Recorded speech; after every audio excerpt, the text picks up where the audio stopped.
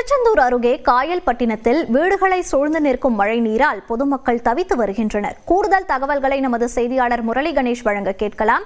முரளி கணேஷ், மழை நீரை வெளியேற்ற ஏதேனும் நடவடிக்கைகள் அங்கு எடுக்கப்பட்டிருக்கிறதா? விவரங்கள்.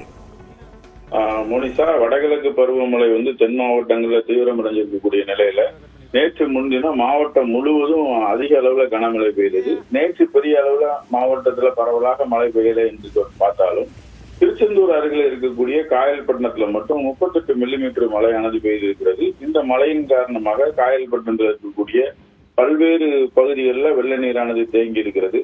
குறிப்பாக சொல்லணும்னா பைபாஸ் சாலை, சீதாக்காதி தெரு, பரிமார் தெரு, அக்பர் ஷா தெரு, மாட்டுக்குளம் தெரு, சிவன் கோயில் தெரு, பேருந்து நிலையம் உள்ளிட்ட பகுதிகளில் இந்த வெள்ள நீரானது தேங்கி இருக்கிறது. பல குடியிருப்புகள் அந்த வெள்ள நீரானது சூழ்ந்திருக்கிறது. இதனால இன்று பள்ளிக்கு செல்லக்கூடிய மாணவர்களும் சரி, தங்களுடைய வீடுகளுக்கு செல்லக்கூடிய பொதுமக்களும் சரி மிகுந்த சிரமத்துக்குள்ளானாங்க. இந்த தண்ணியை அகற்றுறதுக்கு காயல்பட்டினம் நகராட்சி சார்பில் நடவடிக்கை எடுக்கப்பட்டிருக்கிறது. இருந்த போதும் காயல்பட்டினம் மக்கள் என்ன மாதிரியான கோரிக்கை முன்வைக்கிறாங்கன்னா, விரைந்து இந்த தண்ணீரை வெளியேற்றுறதுக்கு நடவடிக்கை எடுக்கணும்.